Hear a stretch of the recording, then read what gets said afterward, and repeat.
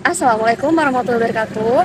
Perkenalkan, nama saya Winda Nurhakiki, NIM 20410108004. Di sini saya dari kelas Tadris Biologi 2, semester 6. Video ini dibuat untuk memenuhi tugas UAS Keterpaduan Islam dan Sains dengan dosen pengampu Bapak Muhammad Wildan Habibi. Selamat menonton.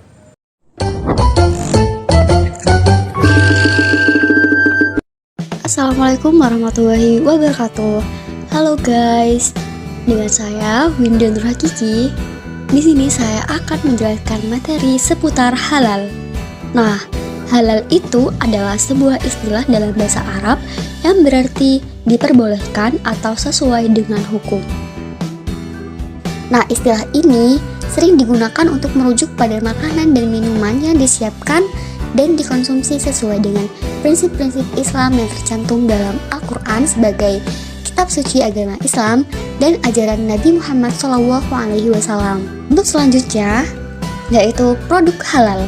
Nah, produk halal itu adalah produk yang memenuhi persyaratan dan standar halal dalam Islam. Ini mencakup berbagai jenis produk termasuk makanan, minuman, kosmetik, farmasi, dan produk keuangan. Berikut adalah beberapa contoh produk-produk halal. Yang pertama yaitu makanan dan minuman. Nah, produk halal yang makanan itu meliputi daging yang diproses sesuai dengan prinsip-prinsip penyembelihan halal, makanan olahan seperti roti, sereal, susu, produk susu, buah-buahan, sayuran, dan produk-produk yang tidak mengandung bahan haram seperti alkohol, gelatin babi, dan bahan tambahan yang tidak halal. Untuk yang kedua yaitu kosmetik. Nah, kosmetik dan perawatan pribadi itu yang halal tidak mengandung bahan haram seperti alkohol, lemak babi, atau bahan lain yang tidak sesuai dengan prinsip-prinsip Islam. Produk ini telah memenuhi persyaratan tertentu dan seringkali memiliki sertifikasi halal dari lembaga yang berwenang. Untuk yang ketiga yaitu farmasi. Produk farmasi halal mencakup obat-obatan yang diproduksi dengan memenuhi persyaratan halal, termasuk tidak mengandung bahan haram yang diproduksi dalam fasilitas yang sesuai dengan prinsip-prinsip Islam. Yang keempat yaitu keuangan.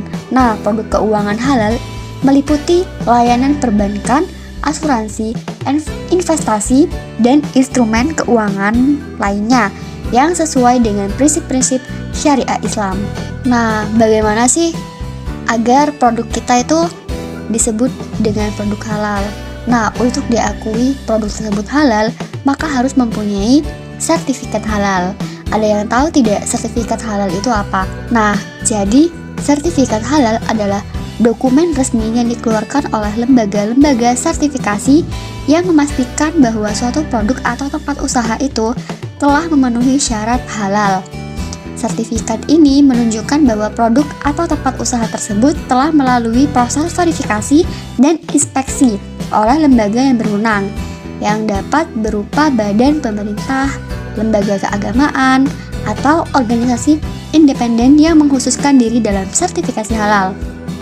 Proses pemberian sertifikat halal itu melibatkan penilaian yang menyeluruh terhadap bahan baku, proses produksi, pengelolaan yang digunakan dalam pembuatan produk, atau dalam operasional tempat usaha. Lembaga sertifikat halal akan memeriksa apakah produk atau tempat usaha tersebut itu memenuhi persyaratan halal atau tidak, seperti tidak mengandung bahan haram, diproses sesuai dengan prinsip-prinsip Islam, dan tidak terjadi kontaminasi silang dengan bahan non-halal. Ya guys, untuk selanjutnya di sini kita akan membahas manfaat dari produk halal. Nah, produk halal yang diproduksi dan diproses sesuai dengan prinsip-prinsip syariah Islam itu memiliki sejumlah manfaat yang berdampak positif pada berbagai aspek kehidupan. Nah, yang pertama yaitu dari aspek kepatuhan agama. Produk halal memenuhi persyaratan agama Islam yang penting bagi individu muslim yang berkomitmen untuk mengikuti ajaran Islam dan kehidupan sehari-hari. Konsumsi produk halal dapat membantu memastikan bahwa makanan, minuman, dan barang konsumen lainnya yang dikonsumsi atau digunakan sesuai dengan ketentuan dari syariat Islam. Untuk yang kedua yaitu jaminan kualitas dan keamanan. Produk halal harus melewati proses sertifikasi dan pengawasan yang ketat untuk memastikan kehalalan mereka. Nah, ini berarti produk halal cenderung memiliki standar kualitas dan keamanan yang lebih tinggi.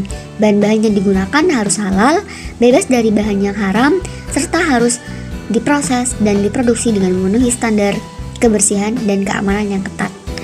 Yang ketiga yaitu sebagai pilihan sehat. Nah, prinsip-prinsip halal juga mendorong pemilihan makanan dan minuman yang sehat. Yang keempat yaitu keberlanjutan dari lingkungan. Beberapa sertifikasi halal juga memperhatikan aspek keberlanjutan dan lingkungan dalam produksi dan pengolahan produk. Misalnya beberapa sertifikasi halal melarang penggunaan bahan-bahan berbahaya dan mempromosikan praktik pertanian yang berkelanjutan. Ini memberikan keuntungan tambahan bagi individu yang peduli dengan dampak lingkungan dan ingin mendukung produk yang dihasilkan secara bertanggung jawab. Yang kelima yaitu akses ke pasar global. Nah, produk halal memiliki permintaan yang signifikan di seluruh dunia, terutama di negara-negara dengan populasi muslim yang besar. Dengan memiliki sertifikasi halal, produsen dapat memperluas jangkauan pasar mereka, terutama dalam industri makanan, pariwisata, farmasi, dan kosmetik. Ini memberikan peluang ekonomi yang lebih luas dan membantu pertumbuhan bisnis. Untuk selanjutnya yaitu BPJPH. BPJPH singkatan dari Kepala Badan Penyelenggara Jaminan Produk Halal, itu diketuai oleh Kemenak bernama Muhammad Akil Irham. Beliau menjelaskan bahwa setidaknya ada 3 pihak yang terlibat dalam proses sertifikasi halal sebuah produk yang diajukan oleh para pelaku usaha. Beliau mengatakan ada 3 aktor yang diatur dalam Undang-Undang Nomor 33 Tahun 2014 terlibat dalam proses sertifikasi halal, yaitu BPJPH sendiri, Lembaga Pemeriksa Halal atau LPH, dan MUI. Nah, menurutnya masing-masing pihak itu sudah memiliki tugas dan tanggung jawabnya dalam tahapan sertifikasi halal, sejak dari pengajuan pemilik produk hingga terbitnya sertifikat.